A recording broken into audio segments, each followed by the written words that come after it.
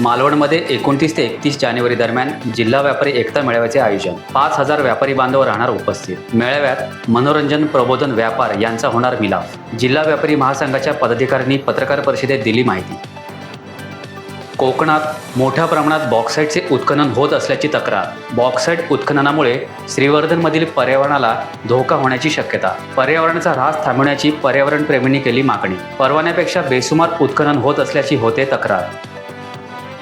खासदार विनायक राऊत यांनी केलेल्या विकास कामांची माहिती देण्यासाठी देवगड तालुक्यात निर्धार मताधिक्याचा गाव दौरा सुसंवादाचा या उपक्रमाचा झाला शुभारंभ. युवासेना जिल्हाप्रमुख सुशांत नाईक यांच्या नेतृत्वाखाली कार्यकर्ते घरोघरी जाऊन देत आहेत खासदार राऊत यांनी केलेल्या विकास कामांची माहिती. सुसंवाद गाव दौरा अभियानाला जनतेचाही लाभतोय उत्स्फूर्त प्रतिसाद.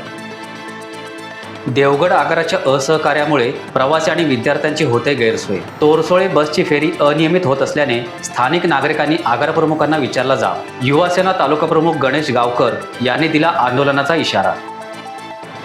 कुणकेश्वर गावातील पांडवलेणं ही पांडवांची गुहा नसून प्राचीन राजवंश मंदिर आहे असा दावा प्राच्यविद्या अभ्यासक रणजित हिरलेकर यांनी केला. मराठवाडा इतिहास परिषदेच्या राष्ट्रीय अधिवेशनात बोलताना त्यांनी हा दावा केला. अधिवेशन छत्रपती शाहूंच्या सातारा या ऐतिहासिक राजधानीत भरले.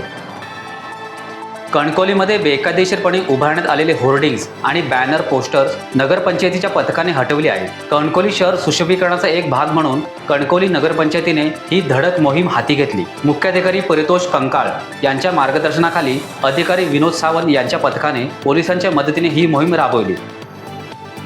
6 वेळा खासदार आणि 2 वेळा केंद्रीय मंत्रिपद भूषवणाऱ्या अनंत गीतेंनी सुदभर सुद्धा विकास काम केले नाही अशी खरमरी टीका राष्ट्रवादी अजित पवार गटाचे प्रदेशाध्यक्ष खासदार सुनील तटकरे यांनी केली. अनंत गीते यांच्याकडून जनतेने आता अपेक्षा बाळगणे सोडून दिले आहे असंही ते उपरोधिकपणे म्हणाले. रायगडमधील भूमिपुत्रांनी जमिनी विकू नये या राज ठाकरे यांच्या आवाहनाचे तटकरे यांनी समर्थन केले.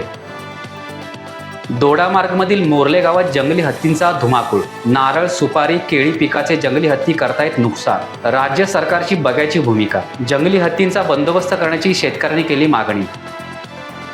राज्याच्या महसूल गुप्तचर संचालनालयाने 10 कोटी 80 लाख रुपये किमतीचा परदेशी सिगारेटचा साठा केला जप्त.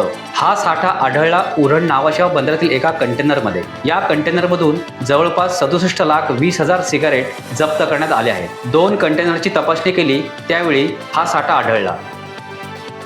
1984च्या जासईच्या लढ्यातील 5 हुतात्म्यांना सर्वपक्षीय लोकप्रतिनिधींनी जासई येथील हुतात्मा स्मारकात अभिवादन केले. 40व्या स्मृतिदिनी अभिवादनासाठी सर्वपक्षीय नेते मंडळी आणि कार्यकर्ते मोठ्या संख्येने होते उपस्थित.